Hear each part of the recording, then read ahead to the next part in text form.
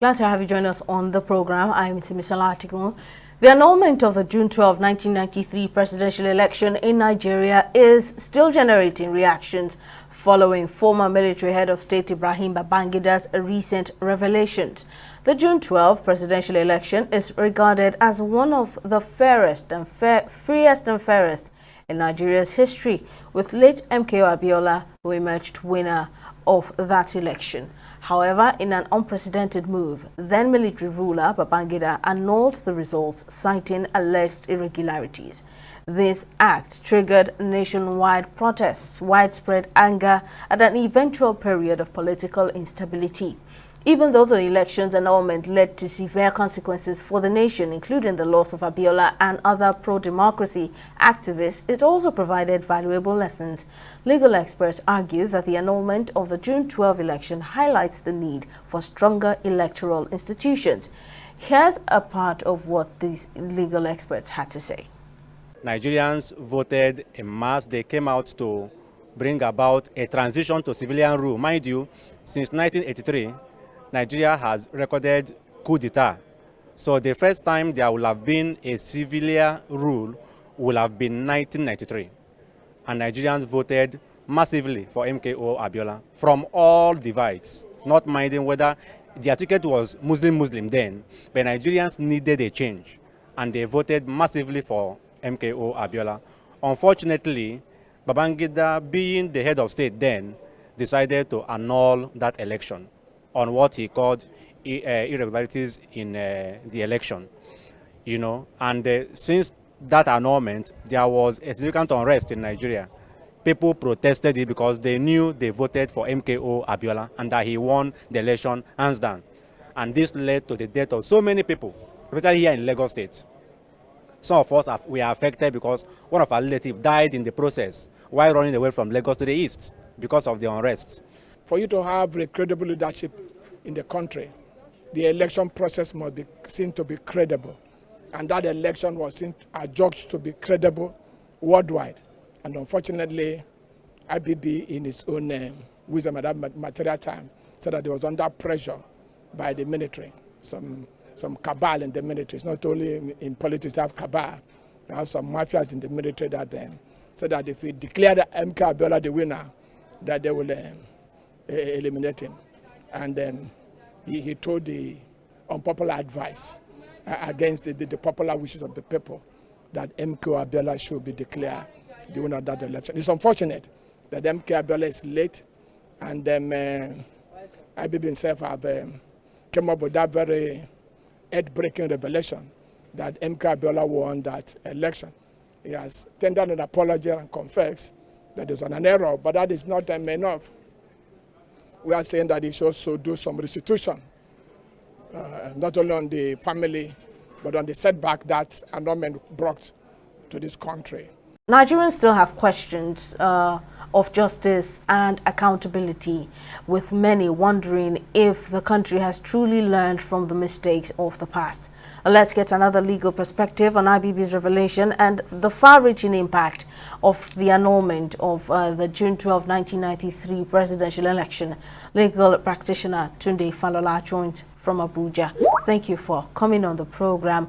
Now, the political class has commended IBB for his public revelation, if I can call it that. And even President Bola Tinubu has praised the former military head of state, that's Ibrahim Babangida, for taking the blame, like he mentioned in his autobiography, A Journey in Service, where he took the blame and saying that mistakes were made on his watch. But what does the law, does the law have any role to play in this situation? Well, let me start by acknowledging the fact that for a leader to take full responsibility for any action or inaction, occur during his reign in office. In other words, let us be very fair as far as this issue is concerned, that the former military president General Ibrahim Badamasi Babangida retired, has publicly, come out to take full responsibility of the annulment of the June 12 presidential election, 1993 June 12 presidential election, which was widely acknowledged as the freest and fairest election in the history of the country. For me, I think it's a good thing for him to do. There is, all of us are human, and we all know that to her is human.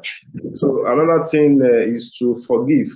So if, as a former leader of the country, he felt that there's a need, or there was a need for him to, I don't want to use the word apology, to just pacify and appeal to the conscience of the people for what actually transpired while he was in office. I think it's a welcome development. Now, considering the question you have, that whether there's anything legal that the president, Asuwaju Ahmed Bola Tinubu, should have done or should do. I want to believe that this issue is more political than legal. It's political in the sense that this is a matter, this is a dispute that arisen from the conduct of a presidential election. It's a matter that involves, transition, the matter that borders on democracy, and the tenants and its tenants. Now, the thank God, the former president, General Muhammadu Buhari, has done the right thing by immortalizing the claim winner of the election, late Chief MQ Abiola, by bestowing on him with more, award. One of the greatest awards on the in the land.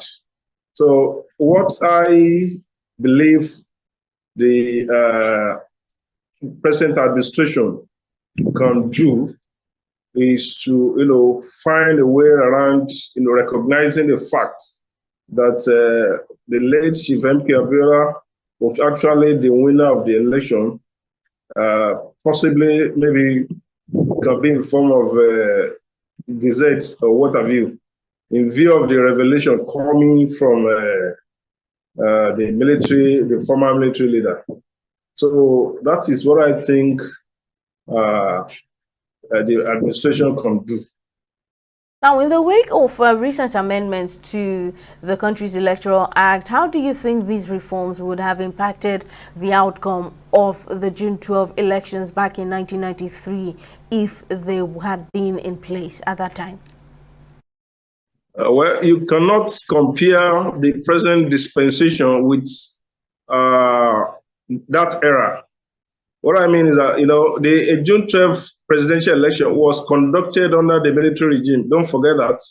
And under the military regime, there is always a suspension of the constitution, because the Supreme Military Council then, they were never elected. So they have the right, they are law unto themselves. They may decide to pass a law by way of a decree. They may decide to obey it. They may decide not to obey it. Unlike now, where we have,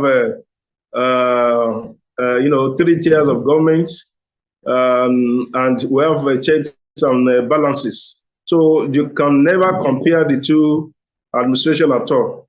However, I will talk about the recent amendment to the Electoral Act, but given the fact that we have a lot of amendments, arising from the old provision of the law, I want to boldly say, as one of the active participants in this election and election petition processes, that there has been a significant achievement.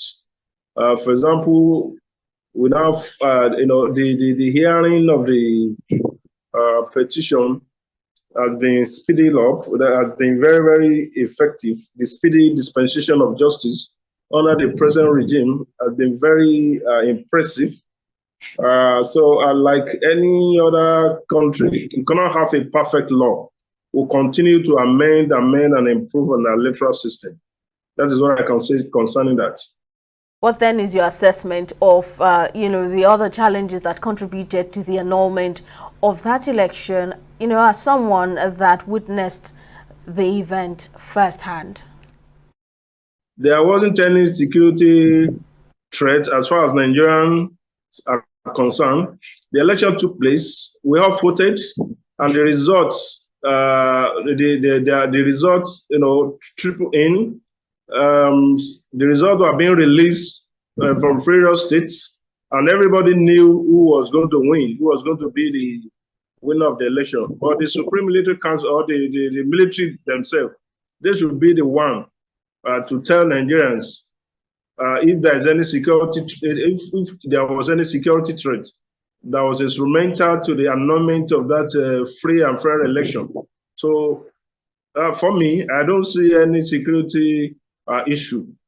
If he said he did that in the interest of Nigeria, what was the interest of Nigeria that was at stake, and that prompted the military regime to annul that election? They should tell Nigerians. As far as Nigerians are concerned, the election was free, fair, and credible. So if the election is adjudged to be the fairest and credible in the history of the country, the issue of security doesn't come in here.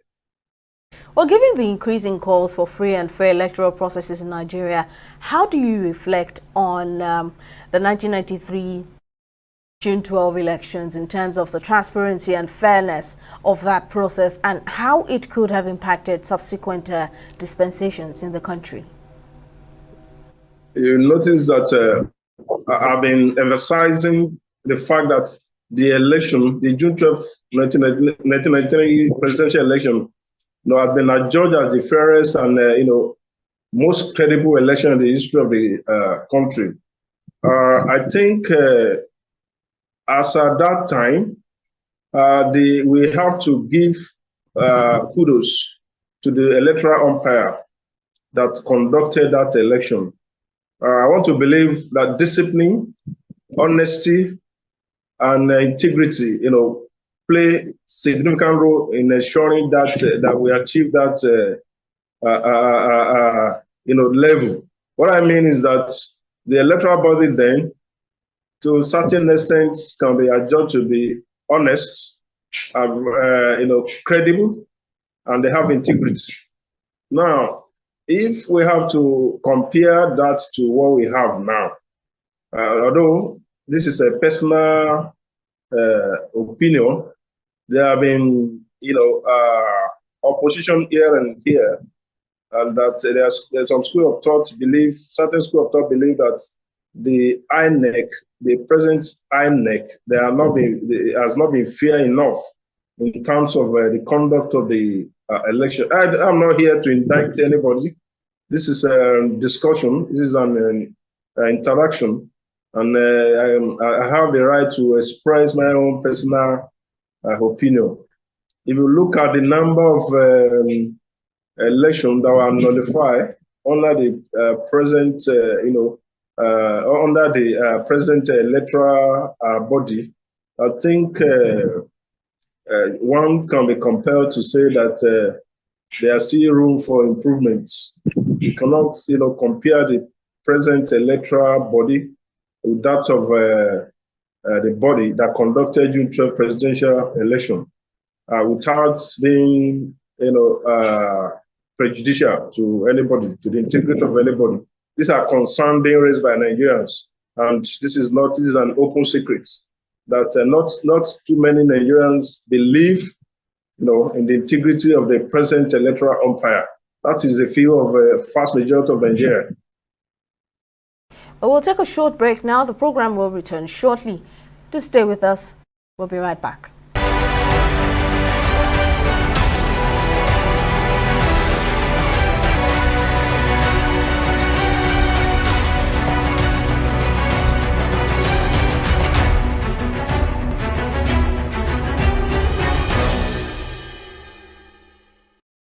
Welcome back. We're still discussing the recent revelation made by former military head of state Ibrahim Babangida on the annulment of the June 12 elections and MKO's victory in that election. My guest is still legal practitioner Tunde Falola. Now, with this recent revelation, do you feel that the electoral reforms being sustained in Nigeria could help prevent a recurrence of events like the June 12 annulment that, major players should personally take responsibility for it not to happen? Please, just like I have to emphasize again, there is this line of demarcation. We are talking about electoral process under the military regime and electoral process under a democratically elected government. So the two are different. You can't have an annulment of any election under civilian regime. It is not possible because the courts are there to compel and hold accountable the partakers and of this electoral process. Unlike the military regime that rules by decree, they can order, they can do and undo. So there is no basis for comparison. But I will add that with the present electoral reform, I think we are making progress as a nation as far as the electoral process is concerned. We are making progress given the state of the law now. So that is my position. Well, it's public knowledge, that the annulment of the June 12, 1993 presidential election affected public trust in Nigeria's electoral system. Now, what role does the current electoral umpire have to play in restoring Nigerians' trust going forward? Let me say without any fear of contradiction that we have to be it will be unfair to really attribute the annulment of the June 12, 1993 presidential election on the incompetence or dishonest of the electoral umpire. That is not the case. In other words, there is no any iota of complicity. As far as I'm concerned, the electoral umpire was acting under a dictatorship, under a military regime. So they take on recently former head of the electoral umpire, Humphrey Nwosu, he has told Nigeria about his own side of the story. And if you compare what he said with the revelation we are receiving from the military leader, former military leader himself, you will discover and agree with me that the annulment was solely the discretion of the military regime, not any electoral umpire. So like I said, there cannot be basis for any annulment of election under a civilian regime because not even the president, not even the governor, not even the Independent National Electoral Commission can just say, they want to annul the election, save for the procedure laid down by the law. For example, the INEC has the power, the presiding officer, has been given power to cancel, election result at polling unit on some grounds. So aside those provisions, aside those procedure provided by the Electoral Act, nobody under the Constitution, nobody under civilian regime can just sit down and say you want to annul the election. This is not possible. What happened during the 1993 presidential election was made possible because we were under dictatorship. Everybody knows that the nature of military regime is everything about them is dictatorship. So, just like I said, there is always the suspension of the provision, part of the provision of the Constitution when it comes to hierarchy of power and what have you. So, as it were now, I want to just give credence to our judiciary because, at least from my own personal perspective, they fare well under this regime of electoral law. So that is my take on that. Finally, before I let you go, what lessons can be drawn from the June 12 elections and the events that followed, particularly regarding interference and the role of military influence and, of course, its effect on Nigeria's democracy? The first thing I would say is that that June 12th is a watershed in Nigeria. It is a phenomenon. June 12 is a phenomenon. And it can never, the history can never be erased, in our collective memories. This was a period when Nigeria, irrespective of their ethnic and political background, they came together in unison, that they were ready, to forge ahead as a nation.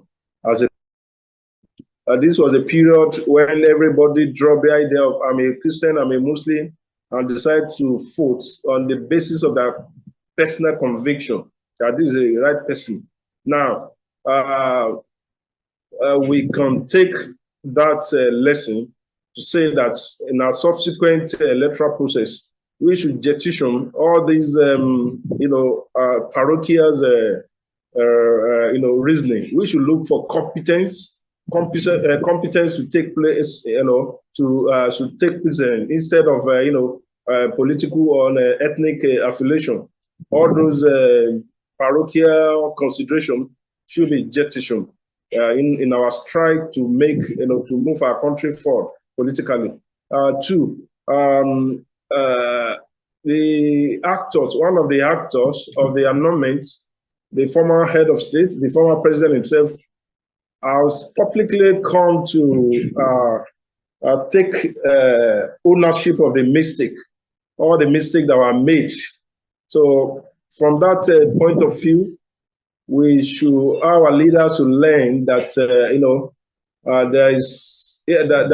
they should learn to always recognize the fact that one day they will give account of their stewardship.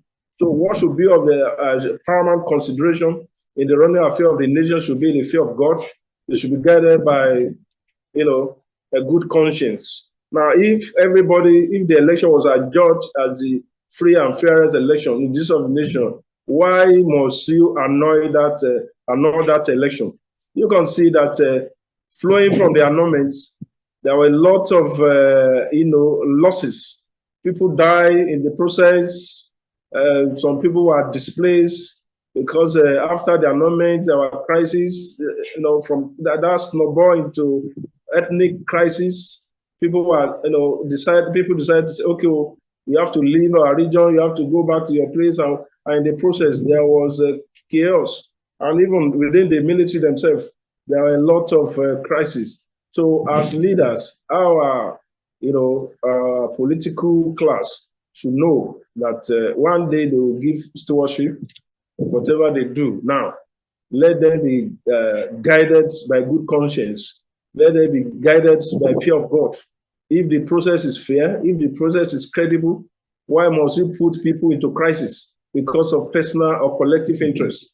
That should not be. So, given the position of the law now, I will advise our political class to always observe what the law says.